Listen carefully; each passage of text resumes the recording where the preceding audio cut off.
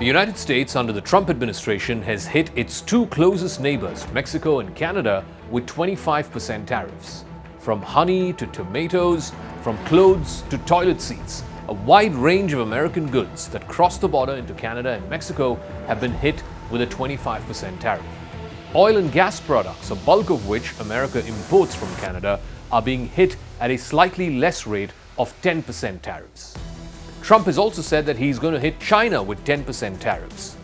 All of these tariffs will be effective from midnight of 4th of February.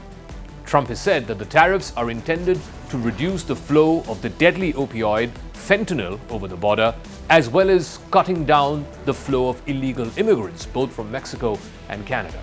We may have short-term a little pain, and people understand that, but long-term, the United States has been ripped off by virtually every country in the world. We have deficits with almost every country, not every country, but almost, and we're going to change it.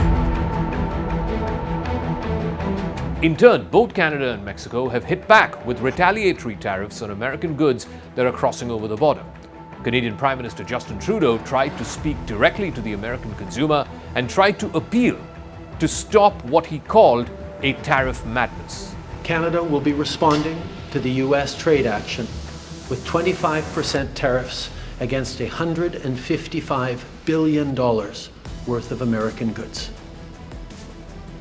This will include immediate tariffs on $30 billion worth of goods as of Tuesday, followed by further tariffs on $125 billion worth of American products in 21 days' time to allow Canadian companies and supply chains to seek to find alternatives. China too has said it's going to take corresponding countermeasures. The U.S. International Trade Commission estimated that tariffs on key imports from Canada and Mexico could lead to a net loss of over 200,000 jobs over the next 4 years. The Bureau of Economic Analysis projects that U.S. GDP growth could decline anywhere between 0.5% to a full percentage point annually if these tariffs lead to a full-blown trade war. Meanwhile, that's not the only problem. Inflation too could rise by an extra 1 or 2 percentage points, putting on additional pressure on household budgets, which are already stretched thin. In fact, one of the reasons why Trump was voted to office for a second term was because of rising prices of groceries, including eggs. Every tariff is a tax on the American consumer. Every tariff disrupts supply chains and it reduces productivity. The cumulative effect of these tariffs could be disastrous for both American industry and the American consumer. Take the steel industry as a case in point. When tariffs on steel and aluminum were imposed on American steel that was being imported from Canada as well as from Mexico when Trump was in his first term, the prices of steel surged by nearly 30%. Construction companies, as a result of that, were forced to delay projects. Housing starts fell. The ripple effect was felt across the US economy, from builders to real estate agents to mortgage lenders. In fact, the National Association of Home Builders warned that rising material costs could reduce new home construction by up to 10% over the next 2 years. And that is not a problem that is confined to just one industry, it is an economy-wide crisis. In 2023, American exports to Canada and Mexico accounted for nearly 30% of all of America's total exports. Losing even a small share of this market could mean the loss of hundreds of thousands of jobs. Also, Canada and Mexico could then look for more export destinations, the European Union, or even possibly China, thereby defeating the very purpose of these tariffs by Trump. A Congressional Research Service report has warned that escalating trade war between the three North American neighbors, the United States, Canada, and Mexico, could shrink US GDP anywhere between 0.5% to 1% annually. A study by the Economic Policy Institute found that every 1% increase in tariff could lead to a 0.2% decline in manufacturing employment. In fact, in 2022, nearly 12 million American jobs were linked to international trade, according to data that's available from the US International Trade Commission. So what are the imports from Canada? The total value of goods imported from Canada into the United States was a little over $300 billion in 2022. Some of the major items imported from Canada include energy products, crude oil, natural gas, refined petroleum products, and coal. In fact, more than 60% of all crude that is imported into the United States comes from Canada. And that's perhaps why Trump has been careful to impose only 10% tariffs on petroleum products, but 25% on all other imports from Canada.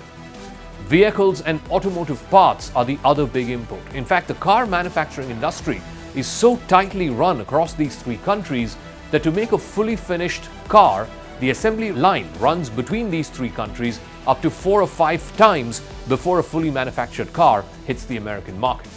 The US Chamber of Commerce estimates that such tariffs would push up the cost of an average car by as much as $1,500 to $2,000 per car.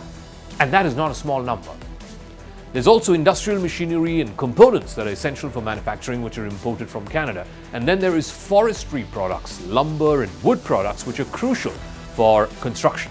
Aluminum and other raw materials are also used in various industries. In fact, aluminum in particular is the biggest imported metal from Canada into the United States.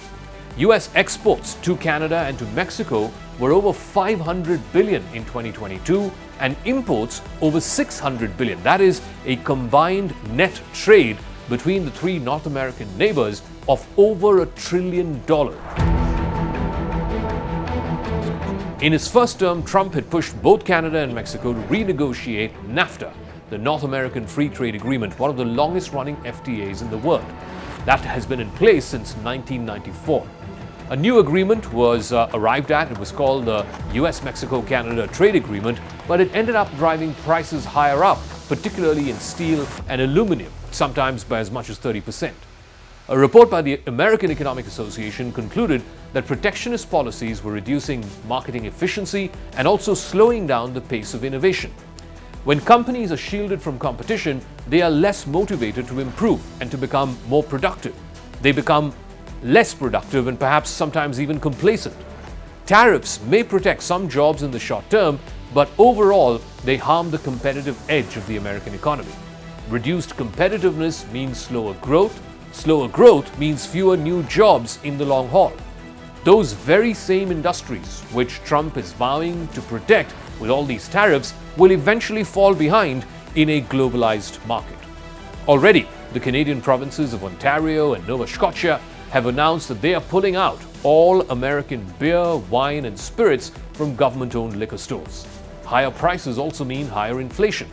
Inflation, in fact, is a silent tax on every American citizen. The Federal Reserve has been battling inflation for years.